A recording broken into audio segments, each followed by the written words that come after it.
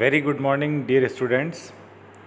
Second year C programming भाषा में एक बड़ा महत्वपूर्ण टॉपिक है जिसे काफ़ी टफ माना जाता है और हर साल परीक्षाओं में इससे संबंधित प्रश्न पूछे जाते हैं। इस टॉपिक का नाम है पॉइंटर्स बेसिक कॉन्सेप्ट्स इन सी।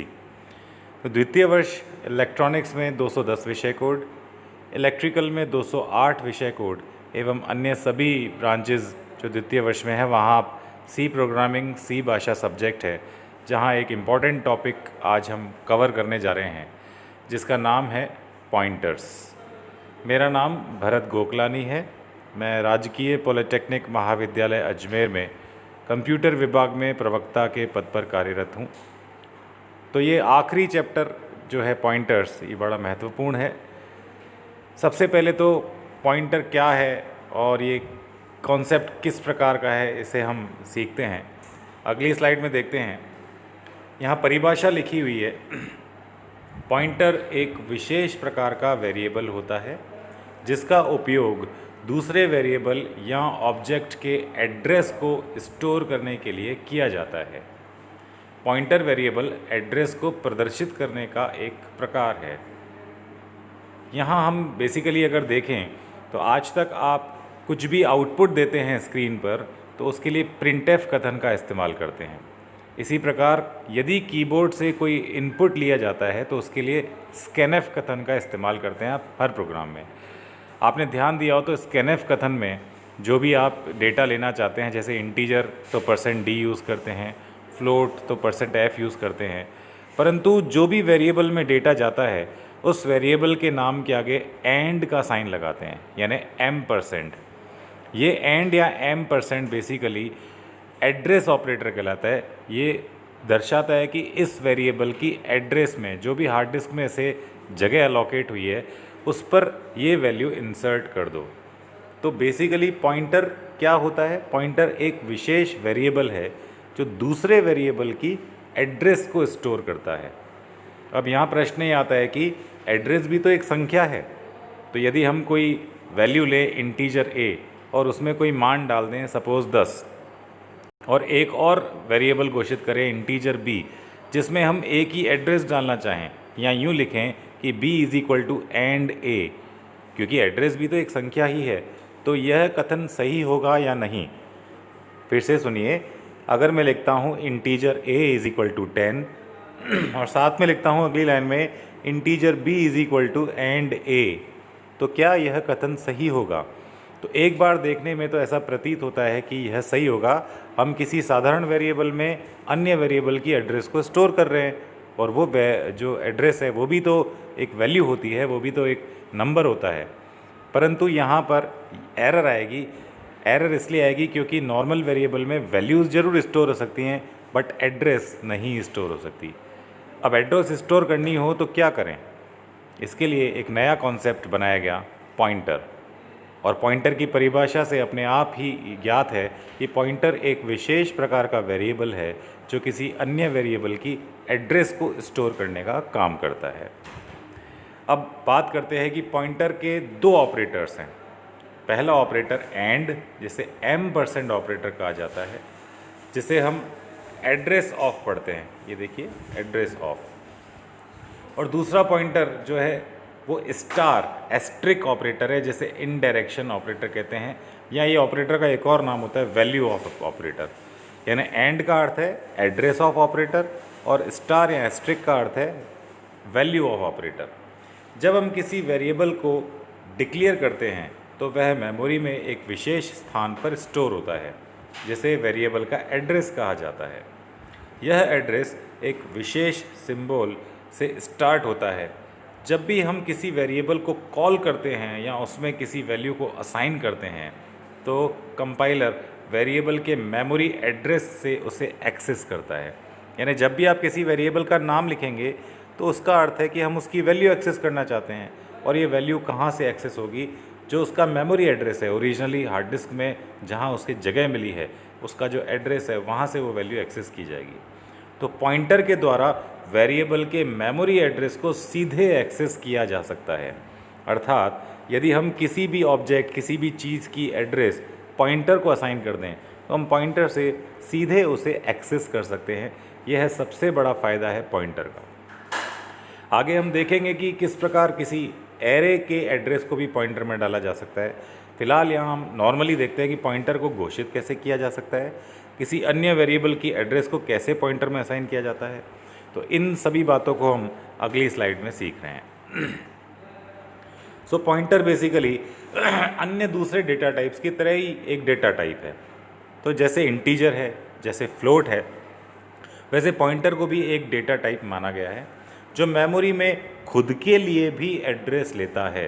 यानी जिस प्रकार एक इंटीजर वेरिएबल खुद के लिए एड्रेस लेगा, इसी प्रकार पॉइंटर की भी कोई ना कोई एड्रेस होगी। और इस पॉइंटर की एड्रेस को भी यदि हम कहीं स्टोर करना चाहें तब क्या ऑप्शन है। तो सी में जो है कुछ पॉइंटर्स के एग्जाम्पल आपको दिए गए हैं। सबसे पहले अगर कोई कैरेक्टर पॉइंटर के लिए लिखना है तो हम लिखेंगे char asterisk, char star, pointer to character इसे कहते हैं। इसी प्रकार अन्य किसी जो है डेटा टाइप के साथ एस्ट्रिक लगा दिया तो इसका मतलब है pointer to that data type. जैसे मैं लिखता हूँ कैर एस्ट्रिक तो pointer to character, integer asterisk तो pointer to integer, float asterisk तो pointer to float, union asterisk तो पॉइंटर टू यूनियन। अगर मैं चाहता हूँ कि पॉइंटर को भी किसी में स्टोर करना है। अब यहाँ पुनः ध्यान देने योग्य बात है कि मान लीजिए कि कोई एक सब कांस्टेबल या हवलदार है जिसको कोई सितारा नहीं होता, जिसके कंधे पर कोई स्टार नहीं होता। यदि वो प्रमोट होता है और सब इंस्पेक्टर बनता है तो उसके कंधे पर एक स्टार लगता है। इसी प्रकार और भी प्रमोट हो गया तो उसके कंधे पर 2 एस्ट्रिक लग जाते हैं, 2 सितारे लग जाते हैं। तो यहाँ सबसे कमज़ोर कौन है? हवलदार। उससे मजबूत कौन है? Sub inspector. और उससे मजबूत कौन है? इंस्पेक्टर। तो यहाँ जो भी सब डबल स्टार वाला सिंगल स्टार को एक्सेस कर सकता है, सिंगल स्टार वाला हवलदार को यानी कि बिना स्टार को एक्सेस कर सकता है, परंतु नीचे से ऊपर यह संभव नहीं है। तो अगर मुझे किसी नॉर्मल वेरिएबल की एड्रेस को स्टोर करना है तो मुझे चाहिए सिंगल एस्ट्रिक वाला पॉइंटर। अब यदि मुझे किसी सिंगल एस्ट्रिक वाले पॉइंटर की भी एड्रेस को स्टोर करना है तो उसके लिए मुझे चाहिए डबल एस्ट्रिक वाला पॉइंटर, जिसे पॉइंटर टू पॉइंटर या डबल पॉइंटर भी कहते हैं। और इसके लिए हम सिंपली लिख सकते हैं इंट स्टार स्टार, यानी pointer to pointer of integer, या कैर स्टार स्टार, या फ्लोट स्टार स्टार। तो ये बेसिकली कहानी आगे भी चढ़ सकती है, 3 स्टार 4 स्टार तक ये आगे जा सकती है, परंतु आपके सिलेबस में अभी डबल स्टार तक के क्वेश्चंस आएंगे।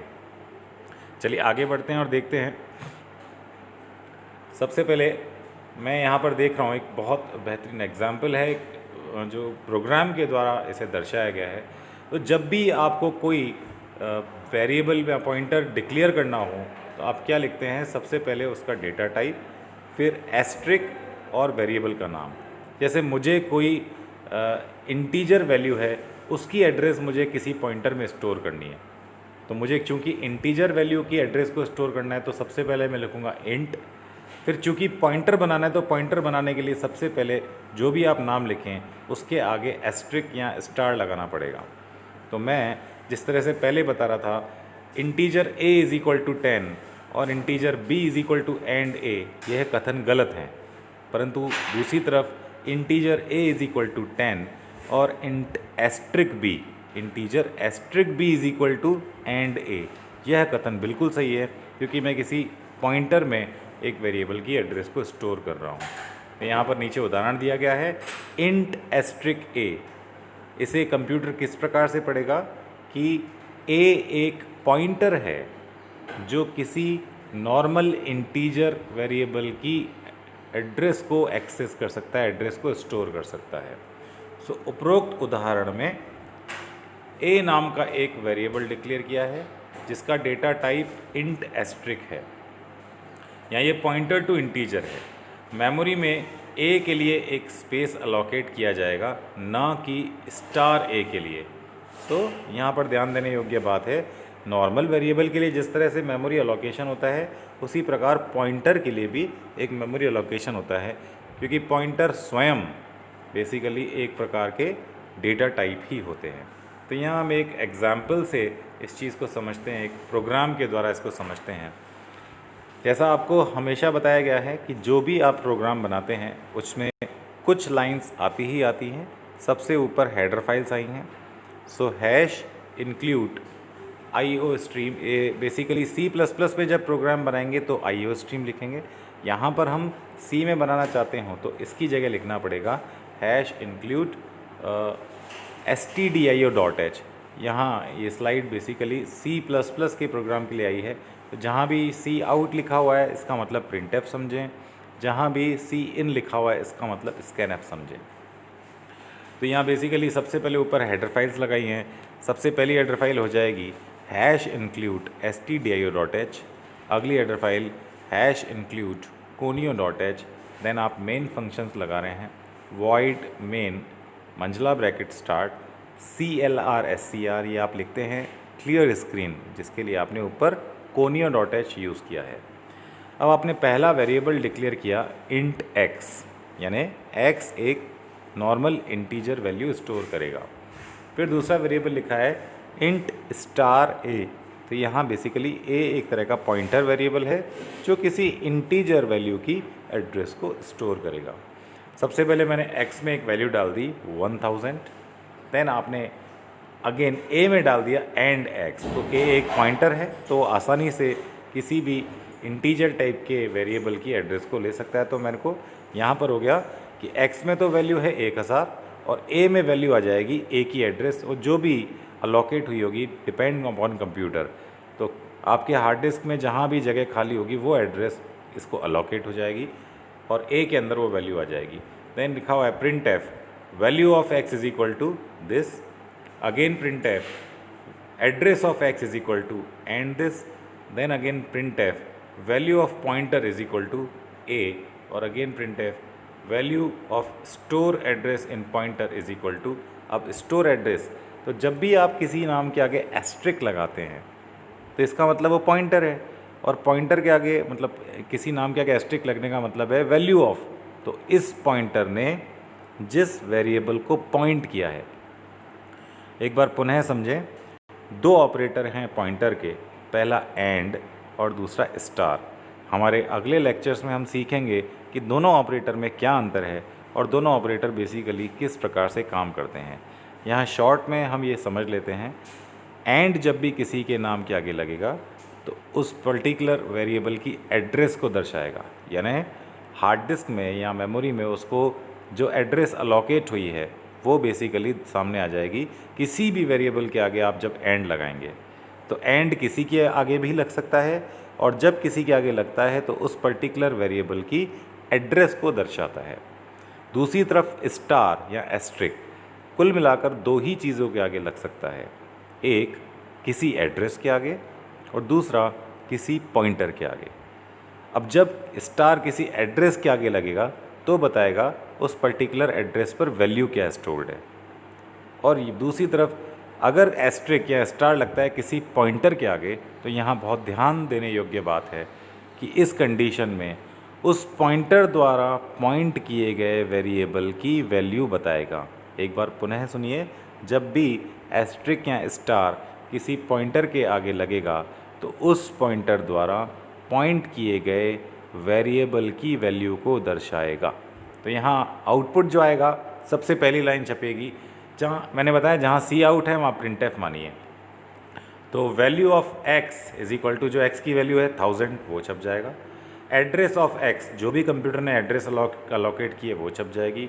वैल्यू ऑफ पॉइंटर, अब वैल्यू ऑफ पॉइंटर मतलब a की वैल्यू क्या है, a की वैल्यू तो बेसिकली वही है जो हमने इसमें स्टोर की है, और क्या स्टोर किया है x की एड्रेस। तो अगेन जो सेकेंड स्टेटमेंट का उत्तर है वही थर्ड स्टेटमेंट का उत्तर हो जाएगा। And value of store at address, asterisk a लिखने का मतलब है जो पहले कथन का आउटपुट है वो ही इस कथन का आउटपुट होगा, यानी कि जो पहले स्टेटमेंट में वैल्यू डिस्प्ले हो रही है 1000, value of x is equal to 1000। तो again value of store of address. ऐसा क्यों? क्योंकि हमने a में जो है x की एड्रेस डाली है, यानी कि जो x का काम होगा, जो x की वैल्यू छपेगी वही एस्ट्रिक a का भी वैल्यू होगी। तो नॉर्मली x लिखो या एस्ट्रिक a लिखो, दोनों का अर्थ एक ही है। क्यों? क्योंकि x मतलब जो x में स्टोर्ड है, और एस्ट्रिक a मतलब a द्वारा पॉइंट किए गए वेरिएबल की वैल्यू, और a ने किसको पॉइंट कर रखा है फिलहाल x को। तो इस प्रकार से दोनों स्टेटमेंट का आउटपुट छपेगा 1000। यहाँ कुछ एडवांटेजेस और डिसएडवांटेजेस दी गई हैं पॉइंटर की।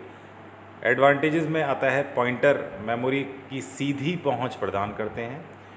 पॉइंटर फंक्शन को एक से अधिक मान वापस करने का तरीका प्रदान करते हैं। प्रोग्राम के लिए ज़रूरी स्टोरेज को कम करने में पॉइंटर मदद करते हैं। प्रोग्राम का एग्जीक्यूशन टाइम कम होता है। एरे के सभी एलिमेंट को एक्सेस करने के लिए पॉइंटर का उपयोग कर सकते हैं।